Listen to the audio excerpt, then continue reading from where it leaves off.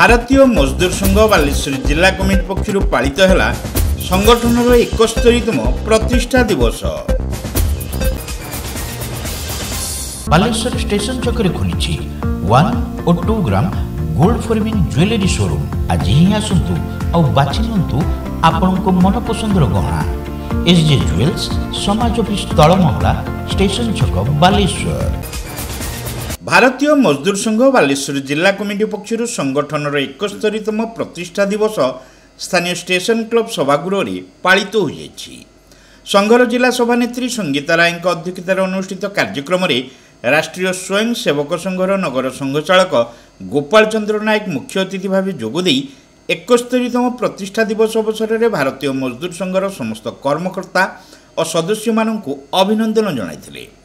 राष्ट्रीय स्वयंसेवक संघर एक विविध क्षेत्र भाव भारतीय मजदूर संघ राष्ट्रहित उद्योग हित और श्रमिक हितर लक्ष्य नहीं कार्य कर चली बोली श्री नायक मत प्रकाश करथिले।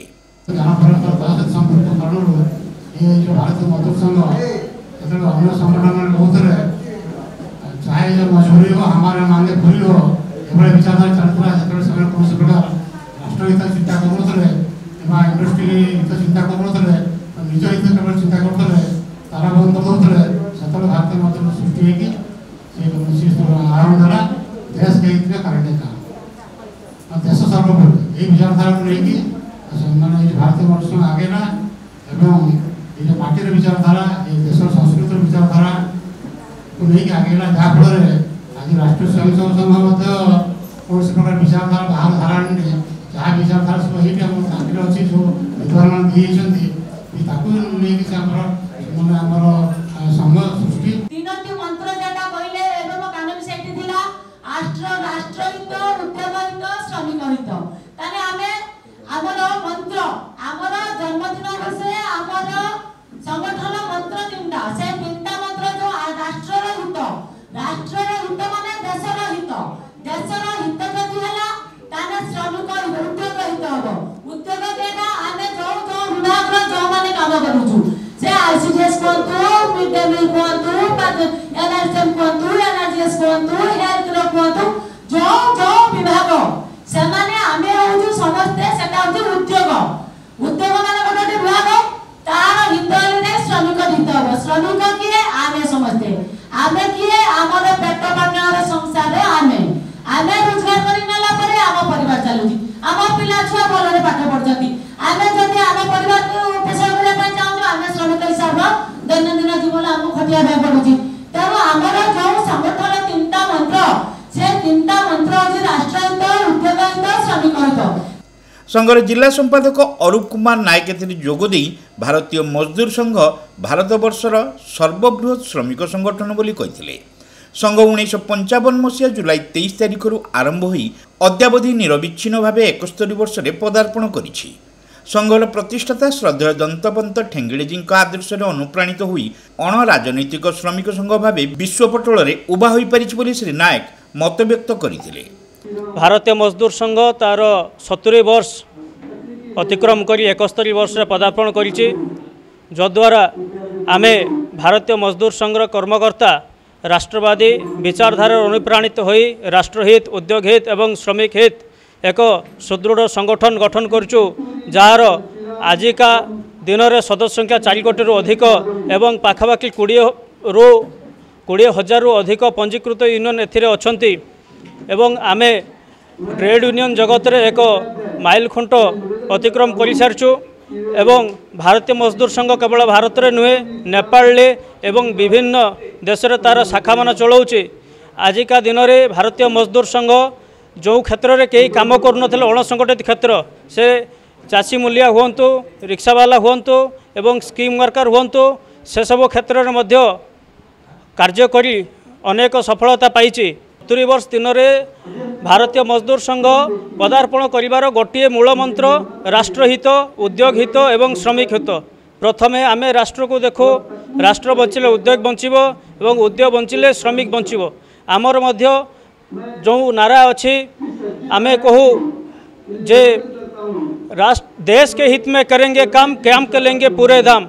आमे प्रथमे देश पाई काम करिबु एवं देश बंचिले आमे काम करिबु एवं राष्ट्रीय स्वयंसेवक संघर भारतीय मजदूर संघ एक विविध क्षेत्र और संघर 7 वर्ष उपलक्षे जो 5टी करणीय काम आमर व्यक्तिगत काम को छाड़ी आमे राष्ट्रर किभଳି भाबरे उन्नति करिवु परिवार प्रबोधन सामाजिक समरसता विधि व्यवस्था न्यायिक व्यवस्था एवं जागरण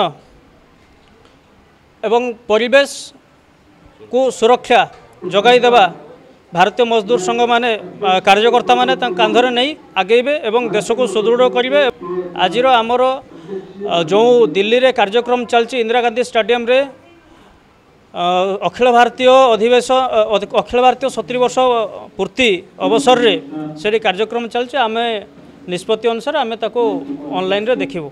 प्रारंभ में संघर कोषाध्यक्षा अपर्णा परिड़ा श्रमिक संगीत गानपूर्वक उपस्थित अतिथि मानक आसन अलंकृत करने निमंते आमंत्रण देते संघर अन्य सदस्य माने पुष्पगुच्छ दे अतिथि मानक सम्मानित करथिले। बालेश्वर जिलार विभिन्न स्थानों राष्ट्रभक्त श्रमिक भाई भौणी माने एही कार्यक्रम रे उपस्थित होते। आनुष्ठानिक सभा पर भारतीय मजदूर संघ अखिल भारतीय कमिटीर निर्देश अनुसार दिल्ली ठारे अनुष्ठित होता 70 वर्ष समारोह उत्सवर सीधा प्रसारण को समस्त देखिथिले। एदिरे राष्ट्रीय स्वयंसेवक संघर सरसंघ चालक मोहन भागवत अभिभाषण शुणा सहित समस्त राष्ट्रवादी हेबार शपथ नहीं। अन्यमानक मध्य आलोक पंडा अंजन कर संजय दे सीता दास शकुंतला गोच्छायत जानकी रावल भारती सह मनमयी दास निरंजन सिंह रीनाराणी जेना सौभाग्यवती राय अभय सिंह प्रमुख उपस्थित रही समस्त कार्य परिचालना करथिले। शेष जिला सह संपादक Himanshu Bera Saint John college of nursing and paramedicals रे एडमिशन चली BSc nursing GNM D pharm course पई जोगाजोग करंतु Saint John college of nursing and paramedicals mission compound Baleshwar. Welcome to Pratiksha Fertility and IVF Clinic Baleshwar, where hope turns into joy. We offer personalized care, advanced treatments and compassionate support every step of the way. With state-of-the-art facilities and cutting-edge equipment, we provide the highest standard of fertility care. Pratiksha Fertility and IVF Clinic, Baleshwar. Pipe किनिबा पूर्वरु pipe रो पारिबा पणिया उपरे प्रत्येक प्रश्नर उत्तर आमे दबु।